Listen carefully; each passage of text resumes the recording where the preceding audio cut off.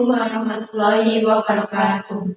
Kami dari kelompok 4 ingin mempresentasikan hasil diskusi kami yang berjudul Teori dan Analisis Produksi.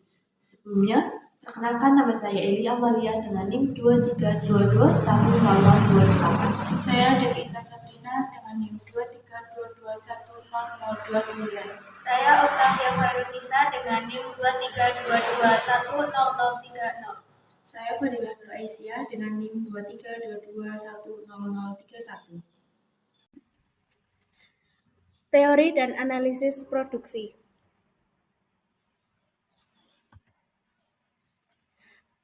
Apa itu produksi? Bagian dari rantai konsumsi yang menyediakan barang dan layanan untuk memenuhi kebutuhan konsumen. Tujuan utama produsen adalah mencapai maksimum maslahah melalui kegiatan mereka. Teori produksi adalah pemahaman dasar mengenai bagaimana input diubah menjadi output dalam proses produksi. Teori produksi digunakan dalam ekonomi untuk menganalisis kegiatan perusahaan memaksimalisasi produksi dengan menggunakan input yang tersedia.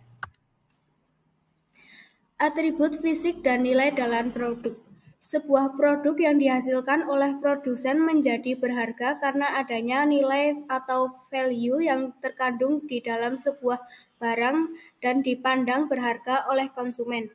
Nilai yang terkandung dalam suatu barang akan memberikan kepuasan psikis kepada konsumen dalam memanfaatkan barang tersebut.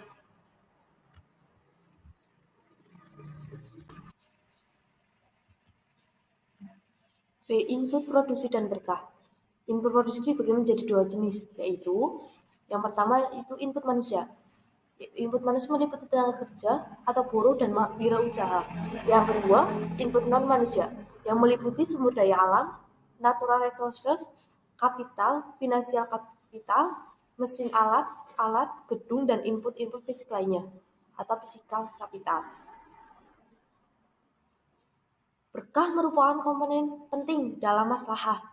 Berkah harus dimasukkan dalam input produksi.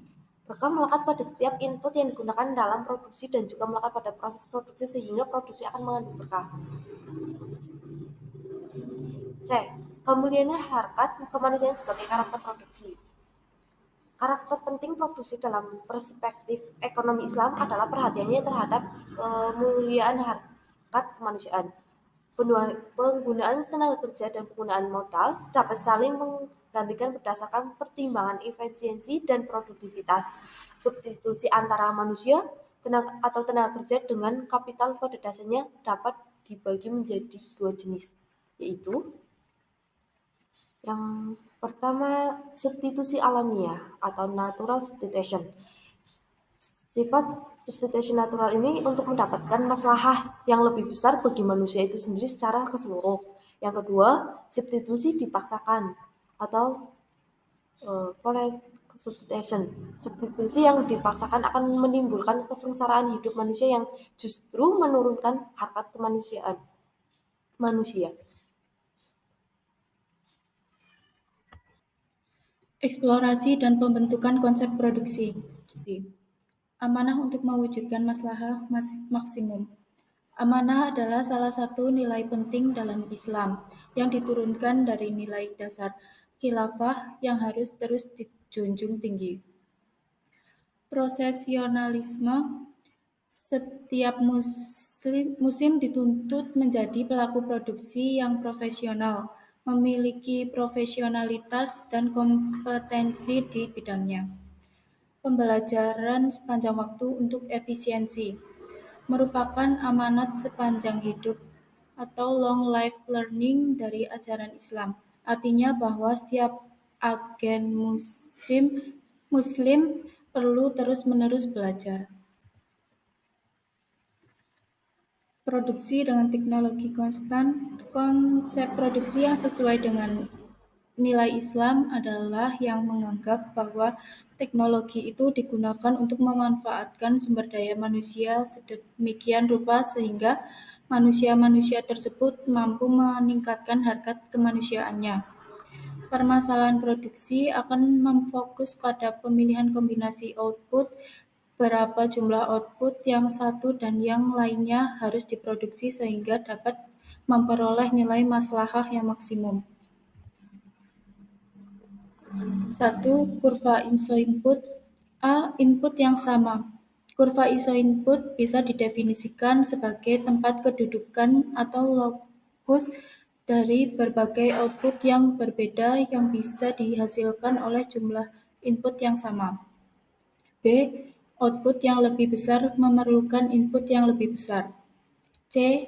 Kurva ISO input yang lebih tinggi menyediakan input yang lebih tinggi. Semakin tinggi posisi kurva ISO input, semakin besar input yang tersedia bagi produsen untuk melakukan kegiatan produksi.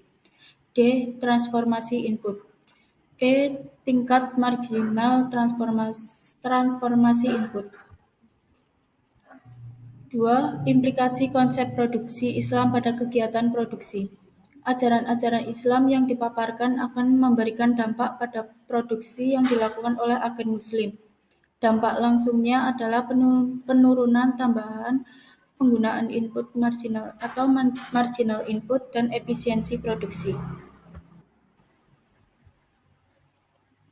2. Implikasi konsep produksi Islam pada kegiatan produksi. A. Penurunan input marginal. Marginal input semakin lama akan semakin menurun sebagai akibat dari adanya efek learning curve. B. Efisiensi dan tingkat efisiensi penggunaan input. Efisiensi ini adalah tingkat penurunan dari marginal input sebab efek samping learning curve. Kombinasi output maksimum. Untuk memperoleh maslahah yang optimum, maka teknik yang perlu dipakai adalah mencari titik singgung antara kurva ISO maslahah dan ISO input. F. Produksi dengan model tetap. 1. Fungsi produksi. Fungsi produksi menunjukkan seberapa besar output dengan kandungan berkah tertentu. 2. Produktivitas rata-rata. Produktivitas rata-rata input ini menunjukkan kemampuan satu unit tertentu dalam menghasilkan output secara rata-rata. 3. Marginal physical product of input dalam Islam. Marginal physical product adalah kenaikan jumlah output fisik sebagai akibat dari adanya kenaikan salah satu input fisik, sementara jumlah input fisik lainnya adalah konstan. A. Penyebab berubahnya marginal.